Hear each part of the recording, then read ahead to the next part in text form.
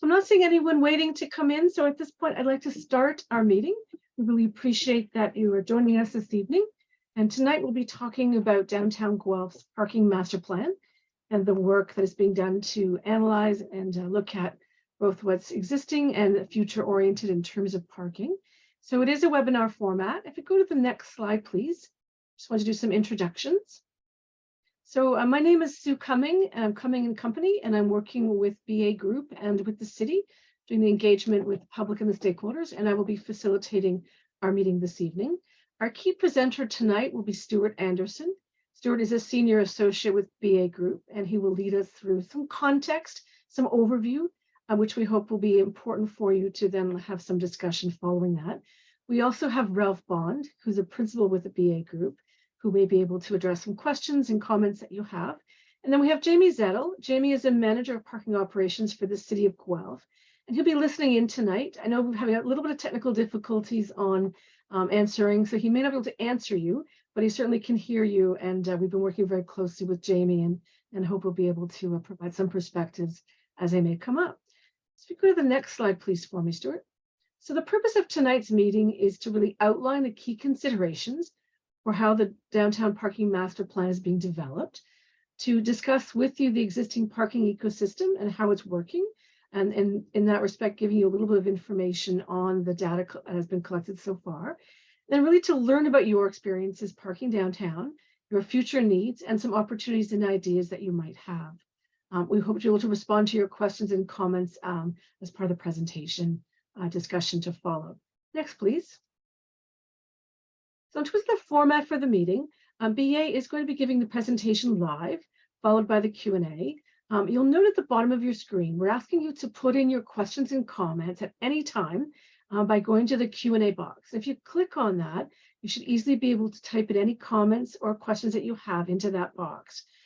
Following the presentation, which is about 20 minutes long, I will go to that box and be able to read out those aloud to the city and to the consultants to try to address your questions. Everything you put in there, I'll be able to read out unless it's something that is not to be read out. I won't be including your names, so it is somewhat anonymous in terms of your feedback. I want to make sure that you're really comfortable to ask any kind of question you want and to share your opinions. So that Q&A is really important, and I'll just go over that a little bit more when we come to that part of our meeting. So you don't have to wait till we finish the presentation. You could start at any point by putting in a question or comment right from now if you wish to. We also wanted to ensure that you were aware that on haveyoursay.guelph.ca, the community survey has been launched about a week and a half ago. We've had already over 1,100 responses, which is terrific. And if you haven't had a chance to go to the survey, or others that you know might be able to go to the survey, we'd really appreciate you going there, and also encouraging others who you work with or within your family or colleagues to in fact fill out the survey.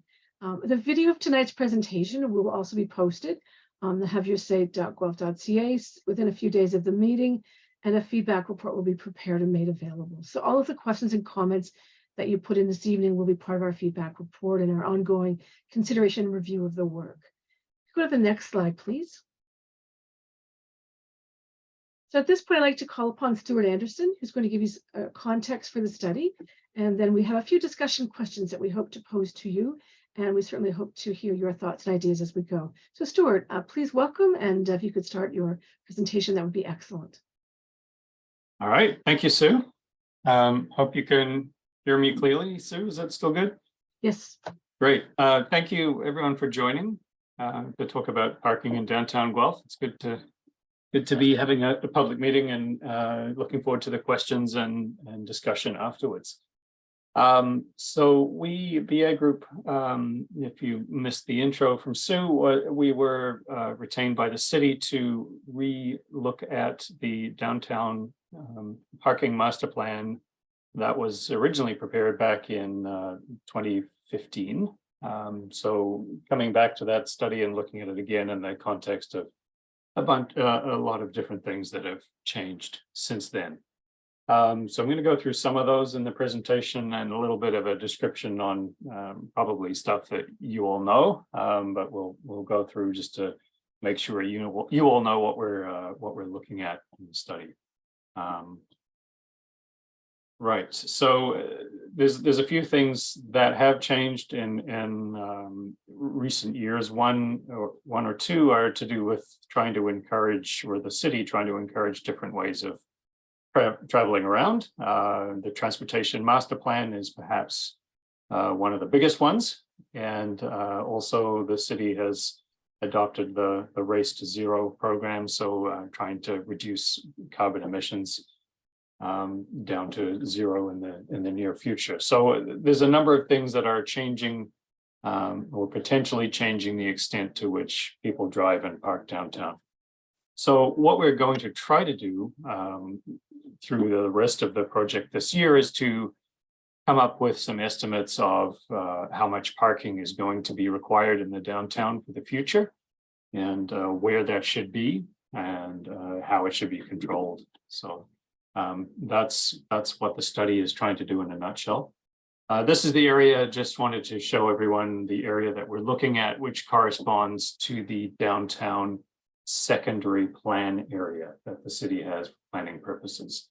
So it's sort of within this area that we're going to be looking at all the city-owned parking. So that includes, sorry, I'll just go back to that. That includes the off-street parking in the parkades, the surface lots, the on-street parking as well, and all the streets in the downtown area. We're envisaging, we're thinking about the way we're doing this study in three categories, I guess. So the first part of the study has been what we're calling a checking in phase. So that's looking at all the issues that we can find related to parking in the downtown, how things work, what the key stakeholders' opinions are.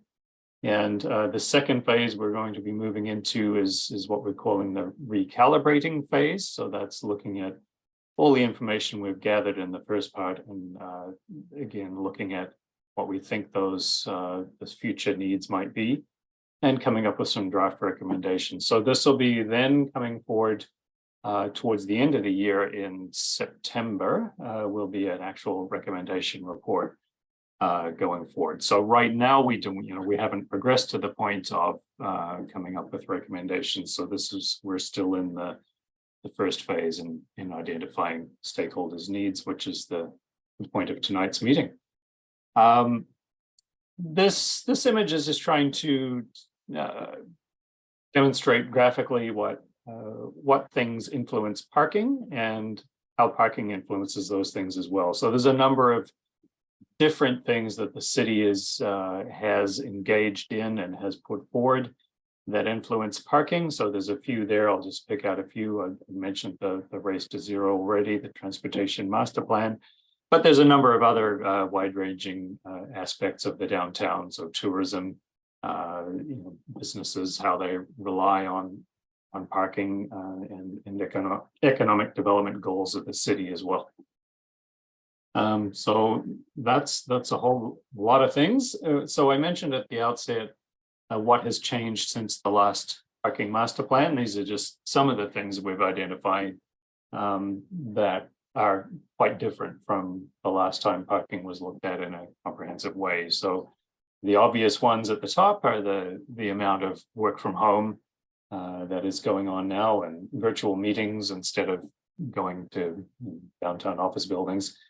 So that's a big change from last time. Also some impacts on how much purchasing of either food or goods and all of those things takes place remotely now, a lot more than it did back in 2015. So that also results in some different demands on the curbside, in particular for restaurants and other businesses and residents as well, when they're receiving the items that they've purchased online. The patio program is also something that has taken off in the downtown, in many downtowns, but especially Guelph. So that, for a number of months of the year is taking up on-street parking spaces that had been used previously. And I think the number in Guelph downtown is around, roughly speaking, is around 100 spaces that are used or were used last year for the patio program. So other changes, so the cooperators are going to be moving out of downtown as one of the key users currently. That'll be a big change, as is the new library and the development on the Baker Street area. The Metrolinx two-way all-day go service is another major change that could impact the city in a big way.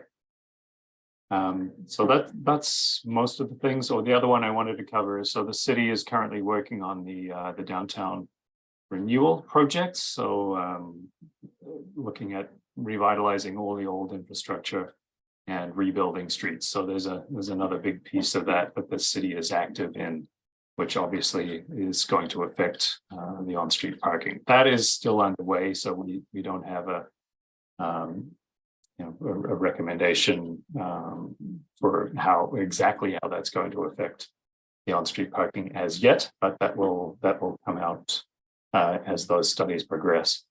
So what we've done so far, at least, we started in the fall of last year, is to get out and count how well or how much parking is being used in the downtown area.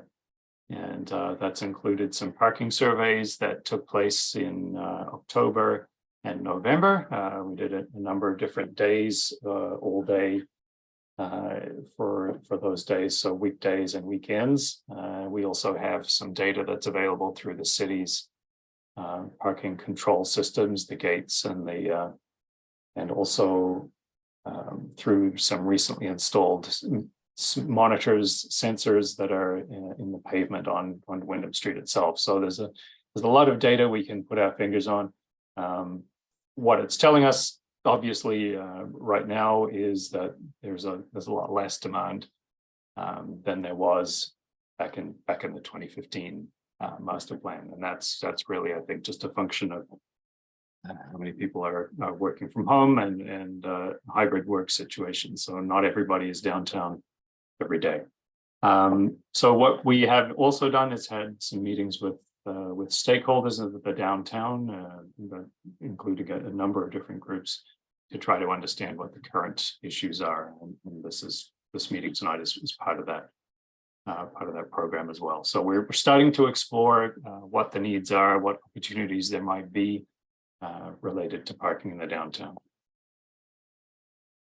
Just a quick recap on the parking system itself. I'm sure everyone on this call is probably familiar with downtown Guelph. There's the 3 parkades, the big ones. That's where most of the parking supply is. That's around 1,350 spaces in those 3 locations. Then there's some off-street lots that get us to another 400 spaces roughly, and then the on-street parking as well. There's quite a big supply there.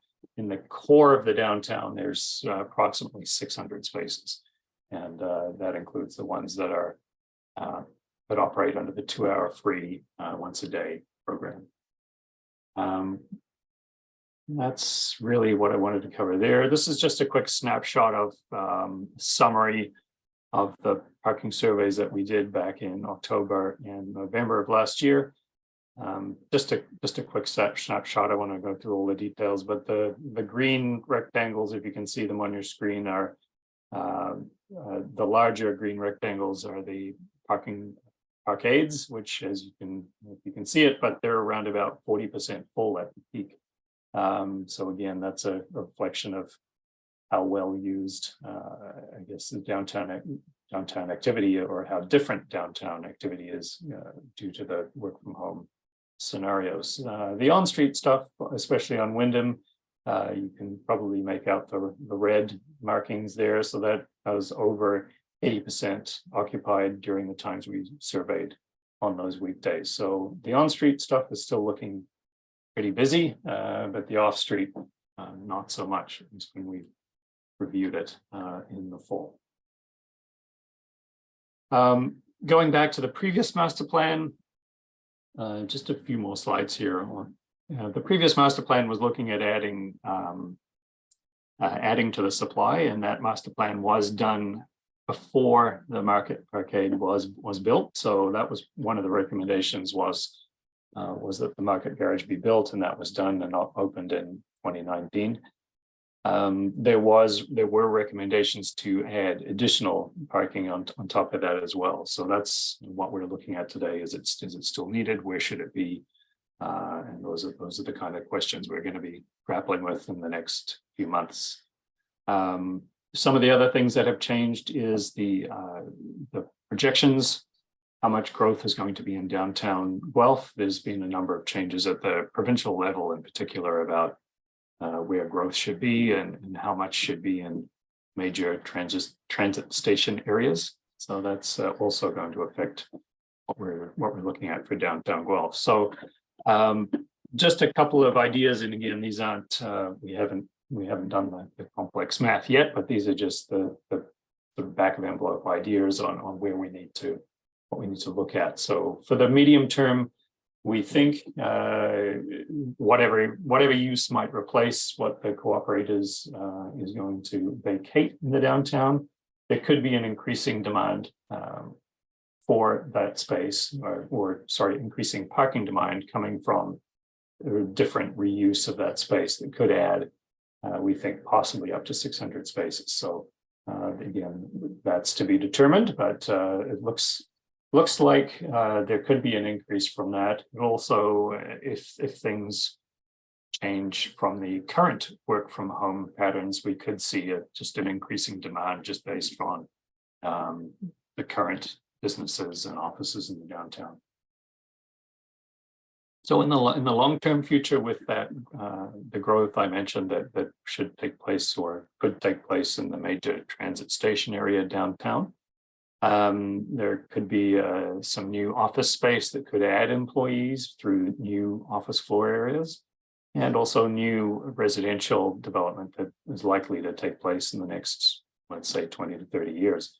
So again, putting all of that together, there's possibly an increase of demand for, again, somewhere in the range of 500 spaces, 550, but numbers to be confirmed.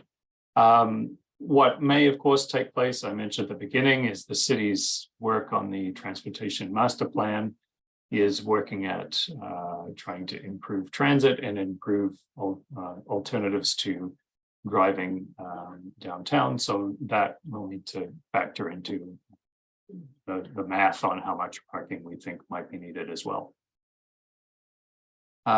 So that's the long story. The key thing, I think, for us is that there's a lot of uncertainty around how much things will change and how fast they will change, and that's sort of a function of with the work from home changes, maybe starting to return to what it was pre-pandemic, and also those changes on how much people use alternatives to private cars as well. So a lot of uncertainty there that we need to figure out how we manage and adapt to that. What is also coming up, I'll just cover this one, Sue, and then I think you're going to jump back in, but there is the survey we've mentioned at the outset is up and live. And Sue mentioned we've got over 1,000 responses already, so that's fantastic. But yeah, please again tell your friends if they haven't been to it and completed the survey. It'd be great if they could. There will be another opportunity for input in June. We don't have a date for that yet, but once we get closer, that'll be advertised on the Have Your Say. So there'll be another public meeting at that time. All right, I think that's great. That's all I needed. Yeah. So thank you so much. So we really appreciate your attendance tonight. We know this is just part of the conversation, and we had 2 questions for you. And I know I see already 1 question in the Q&A, which is great. So I'm going to read out our 2 questions, and hopefully that will spur some further conversation. And please jump in at any point by typing into the Q&A with your comments. So we'd really like to understand what your experience is with the downtown parking ecosystem. And it's been called an ecosystem because of all the components. So things like, how do you travel downtown?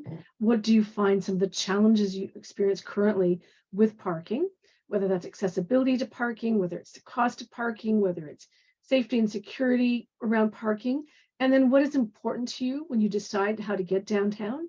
If there's some thoughts you have around ideas that you think could make it a different experience in your travel patterns. So really the first question is, tell us what's going on. What are you thinking about downtown parking?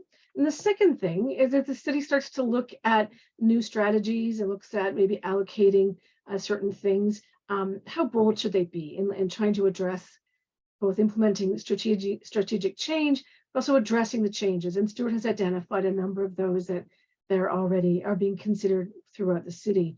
Things like shareable parking permits, which might be an opportunity for those that are working shared working arrangements or within a home or within an office or business, trying to encourage more turnover of those high demand on-street spaces so that they can be readily available to more people, potentially providing some complementary parking in the surface lots and parkades, or those are kind of things that would get more people into the parkades and free up some of the on-street stuff.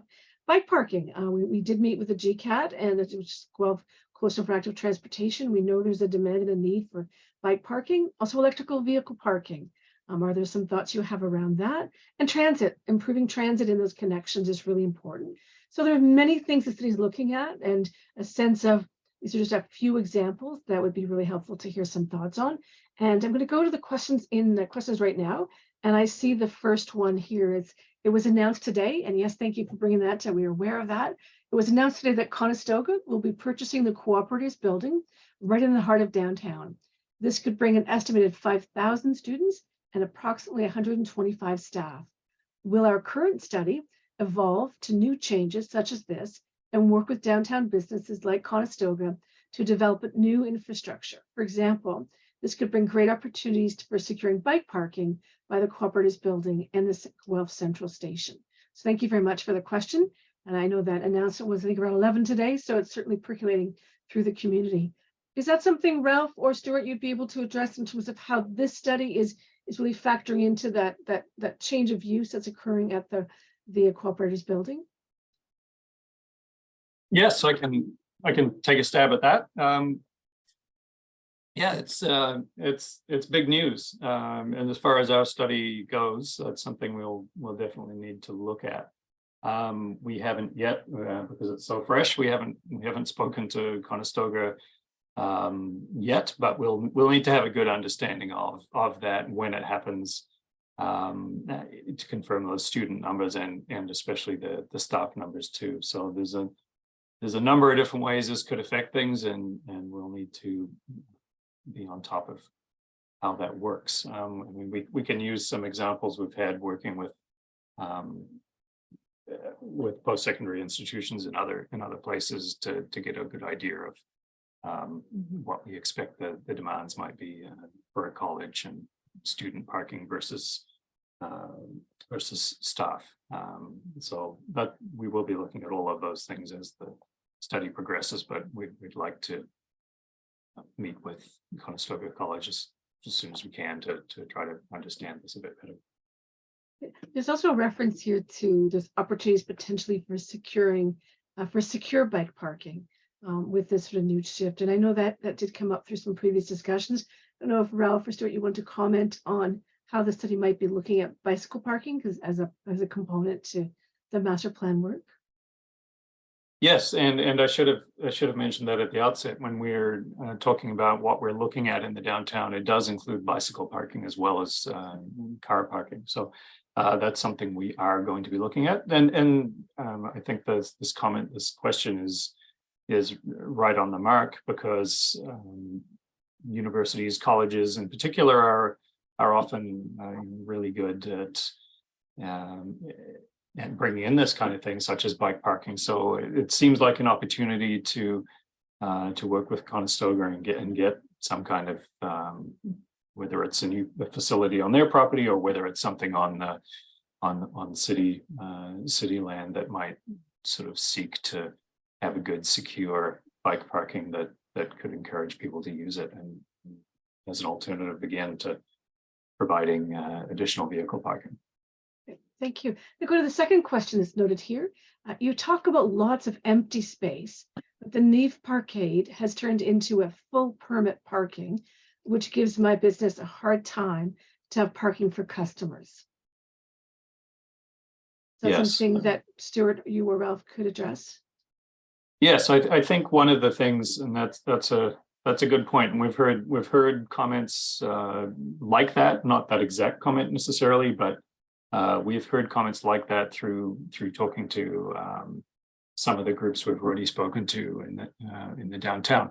One of the key things I think is, yes, it's not just how much parking there is, but where it is and how it is managed. So I think this question gets to that. It's a balancing act of where the parking should be that can best serve customers to businesses in terms of the sort of parking that's close and easy to use and available. And so people aren't having to circle the block for 10 minutes to try to find a space to get to a business. That's something I don't think business owners want, nor does the city. So it's really looking at the whole parking, I'll use the ecosystem word again, as a system to make sure it can provide it as best it can for all those different types of demands. So yes, we'll be looking at possible changes to try to encourage, I guess, long stay parking to be in areas that sort of doesn't get in the way of the short-term demands that are really needed for business operation, customer use, I should say. Thank you. I've got another question here. By what methods is the city considering encouraging turnover in on-street spaces? And to be clear, I think this is a key strategy and support it. And we also welcome ideas that any of you might have about what your thoughts are about what methods the city could be doing to encourage the turnover. So the question is here, by what methods is the city considering encouraging turnover in on-street spaces? Stuart, is that something you and Ralph are, as part of the study, of course, are looking into? Yeah. It's not the city yet, but maybe it's you two in terms of the study. Yes, it's something we've been asked to look at. Obviously, the current system is one that relies on enforcement in order to work. So there's no people aren't putting money in the meter. They are parking there for 2 hours, and then they're being subject to enforcement if they're staying longer. So we will be looking at alternatives. So one alternative could be the introduction, or I guess reintroduction of payment as a method of sort of controlling or enforcing or that long stay parking that might be taking place on the sort of prime on-street spaces. That may be one alternative. Again, there's different opinions out there on that paid parking issue. It's certainly one we need to think very carefully about, because it impacts both ways.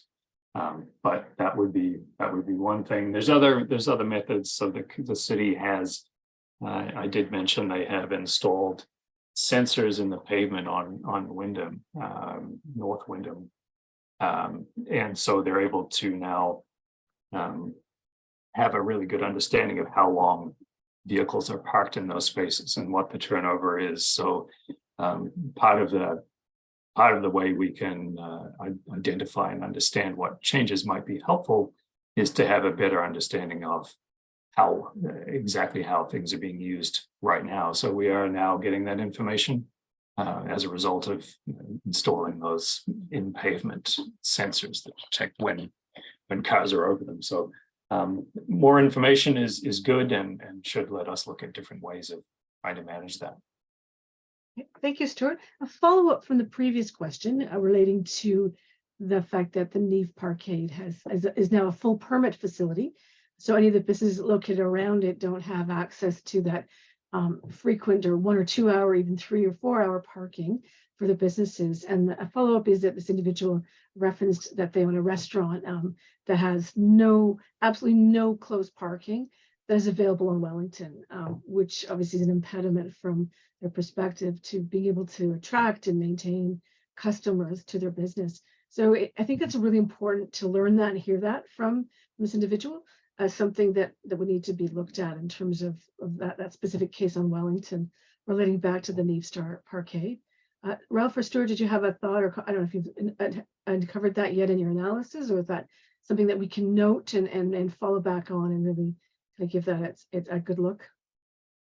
Yeah, I think it's quite important, and I mentioned it earlier, but not just how much parking there is, but where it is. I think is a key thing, especially for downtown Guelph. So, as everybody knows, most of those the key arcades are sort of located east-west along a line that's Macdonell. So anywhere that's not close to those is potentially in an area where there might be some deficits. So we're going to be, or we are already starting to look at the downtown as a sort of a series of areas or zones, and trying to understand what the demands are and what the parking supply is within those zones. Because it's not necessarily useful to everyone to have more parking added in an area where there's currently a lot, and so it doesn't sort of solve those proximity issues for trying to have parking close to where there are short stay demands for customers or other visitors to the downtown. Thank you. And thank you so much for raising that as something that can be followed up on as part of this stage of the study. So I'm wondering if there are any other questions or comments people would like to put into the Q&A.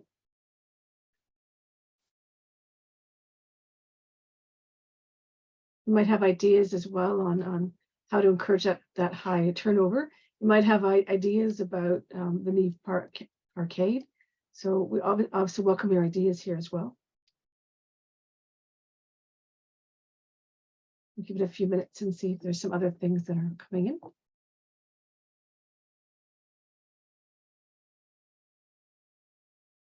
Someone writes, how and what consideration are being made for downtown groups that regularly have delivery of goods that are donated or purchased supporting of undersupported community members? So let me restate that. So I might have mumbled that too much. So how and what considerations are being made for the downtown groups that have regular deliveries of goods that are donated or purchased that support undersupported community members? And I believe there's a lot of really good organizations in the downtown that are having deliveries of food and supplies and volunteers.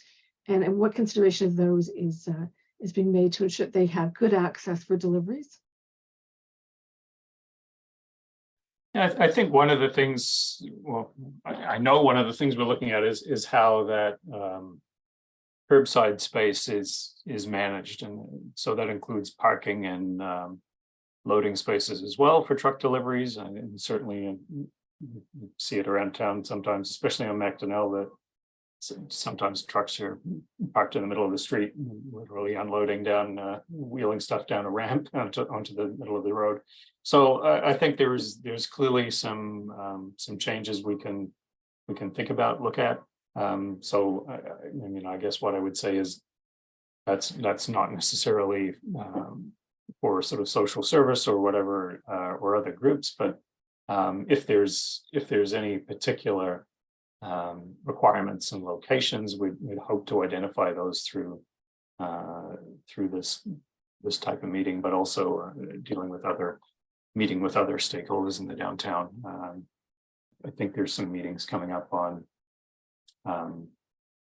correct me if I'm wrong, Sue, but I think that the health, one of the health groups we're meeting with next week. So yes, I think yes, we'll be looking at it. We don't have the recommendations yet, so I realize this is it's not the answer you want to hear right now, but we're going to be looking at that through the study as how to manage the competing interests that want to use curbside space in downtown Guelph. So yes, loading will be one of those. So the person who asked the question, if you wanted to put in the addresses of the facilities in particular where you're having donated things come, then that could be something that the team could take a look at. Or if you want to send an email, we'll put up at the end of the meeting the email address for the city, and certainly forward that to us. Then we've got that more direct information that would be really helpful. Got thank you. I think you've just added that. Great, thank you. She's added the organizations. I appreciate that. we will definitely follow up with you on that. I have another question here. Any specific plans for accessible parking spots? It's a frequent topic that comes up when I talk about the downtown, especially frequency, often too far apart, and connectivity to key destinations. So thank you for that question. That's at 7:37.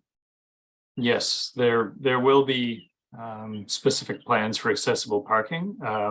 We've had a preliminary meeting with the Accessibility Advisory Committee, and so we've heard some of the concerns. Again, it was a preliminary meeting like this one, so we haven't got the recommendations yet. But that's one thing we heard loud and clear is that there is a difference to some users, in particular of accessible parking spaces that are located in the parkades versus ones that are located on the streets in the downtown. And I think there's a preference. There's some preference for the on-street ones, although there's some pros as well for the off-street ones, in that they are weather protected, and that's an advantage in some circumstances for accessibility too. So yes, we'll be looking at that, and again, it's a question of not just how many spaces there are, but where they are and what kind of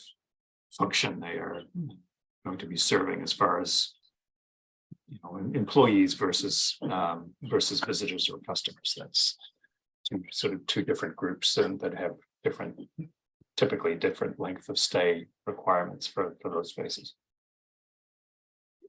Got another comment here that's a diagonal parking and one-way traffic may open up. It's likely a suggestion for some of the earlier conversation we've had this evening. Yeah, definitely, and I think, again, I mentioned the city's studies or their work on the downtown revitalization. So it's falling within some of those studies for the specific streets as to what's going to be provided on each street when that street gets rebuilt. So that could involve bringing in diagonal angle parking. It could involve bringing in bicycle lanes. It could involve running some traffic into some streets into one-way streets, and there's some ability there, I think, in some examples to maybe get a little more alternatives for either parking or other transportation to get through those areas. So we're looking at it in our study, but I think we're being guided as far as what's on the streets by the environmental assessment studies that are being done for those downtown revitalization projects. Great, thank you, Stuart. We note that in terms of our questions to you, trying to understand your experiences, and two of you have noted specific experiences that things that aren't working in terms of some of the things that you need, both having proximate parking for customers and then also be able to have good delivery space proximate for deliveries for volunteers who are dropping things off or different goods. Do you have any thoughts on looking at transit and the transit connection with respect to whether that would alleviate or maybe take away some of the demand for parking? Are there some improvements also to the parkades themselves that you might say that needed to be looked at? We're hearing about the Neve Parkade, and it's sort of more full-time permit status. But in terms of other things about the parkades that could be looked at to try and make them more attractive for use, are shareable parking permits the kinds of things that between workers at a business or a restaurant, would those be things that would be beneficial? Just throwing some of those ideas out to you, if you had any ideas or thoughts for the team, that would be really helpful.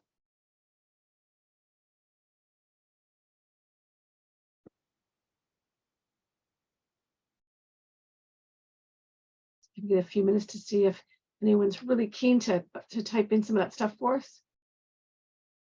And a couple here.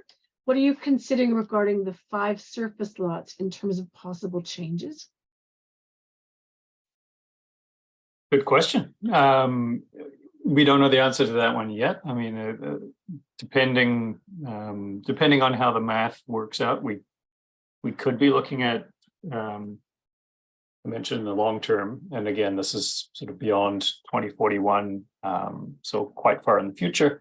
If there is substantial new demand for parking, we may be looking at possibly more structured parking. So, and possibly another parkade that could be one solution, and that could take place on one of the surface lots. So that's a possibility.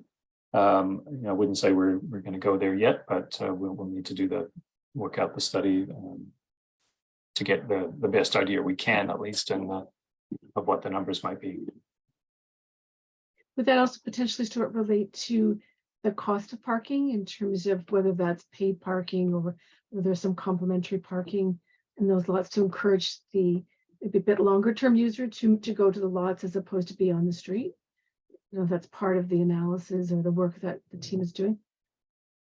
Yes, I think that's likely going to be a big piece of the puzzle is how the payment works and how we can think about different ways to encourage or reinforce different behavior, and that could be, for instance, an idea of having higher payment requirements on the street and lower on the off street to try to encourage that long-term long stay parking to take place in an area that's maybe a little further away from those prime on-street lots in the downtown corners. So it's on the table to look at. It's early now, but yeah. But a few more comments here. One is a question: any possibility for the downtown businesses to apply for a transit subsidy for their employees? That's a good question too. Comment to note. Certainly an important comment to note, and we could carry that forward as a question that would be really helpful potentially from what we're hearing. Then, so the possibility of having downtown businesses apply for a transit subsidy, which would relate to their employees. Thank you for that idea. We'll include that in our notes from the meeting and see if that can be something put over to transit. A comment was put here that shareable passes would help. Being able to have a pass within a parkade that is shared would help. So thank you for that.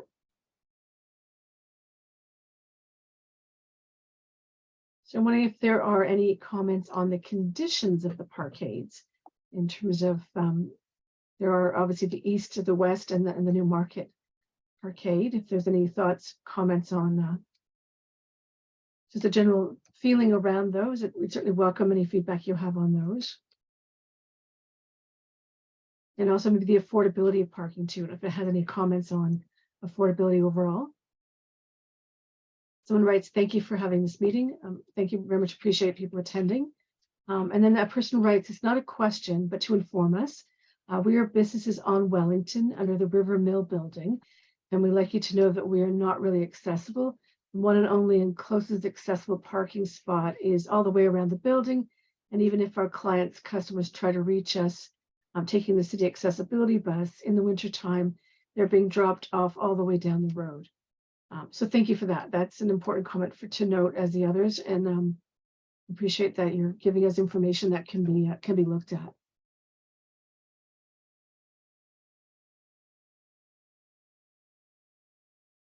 We'll leave a few more minutes to see if others have any other comments you wish to share with us this evening. And we do note that the survey has lots of detailed questions. It's about a 15-minute survey. And if it's a place that you would be able to provide comments, we'd welcome that as well. There are some open-ended questions in the survey towards the end of it. You're also able to email, and maybe we could put Jamie's information up at this point. Stuart, if you could advance the slides. Yes. So you'll see here Jamie Zettel, who's at Guelph. Please don't hesitate to email at any point any comments that you have or information. And I believe also on happiestreetguelph.ca, there's a place that you can provide comments, and all of our contact information is there. But Jamie will directly get that email and be able to ensure that the project team is considering what you're putting forward as part of the work. I'm not seeing any new comments or questions, but I want to give people the opportunity. I know it's a lot of information to digest, and there's lots of interest in parking and in how it relates to different organizations. So give it a few more minutes.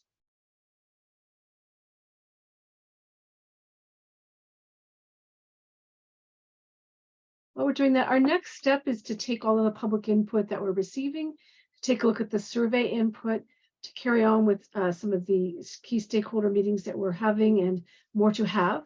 And then the team will be moving into that recalibrating phase. And so the recalibrating phase, looking at different strategies and plans, and then coming back out to the public in June with some of the strategies that could be looked at before any recommendations are made. So we want to make sure we're able to come back out and share that. We're looking to do a second survey and also to post information on haveyoursaguelph.ca, which gives more information on the study, and then to hold hopefully another virtual session to provide information and potentially in person if people feel that's a better ability for them to come to the session. And that would be in June.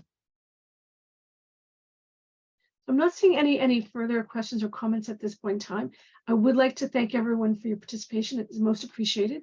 And if you're able to share the news on the study and share information, that would be terrific. And we will follow up for sure with the question around having volunteers and having goods provided, and also the business that to the business are related, specifically issues around, one was an accessible space and the other was having access for customers to their restaurant, particularly in Wellington near the Neve Parkade. So we'll be able to follow up and take a look at those specific situations. And again, encourage you very much to continue to be engaged and provide us your comments as you go. So at this point, as we conclude this part of the public session, we would encourage you to go to the survey, go to the site, and also you can just hang up on us. So the end button on the bottom of your screen, or the red button, is where you can go to exit the meeting. And we hope you'll enjoy. It's a beautiful evening. Enjoy the rest of your evening. So thank you very much, everyone.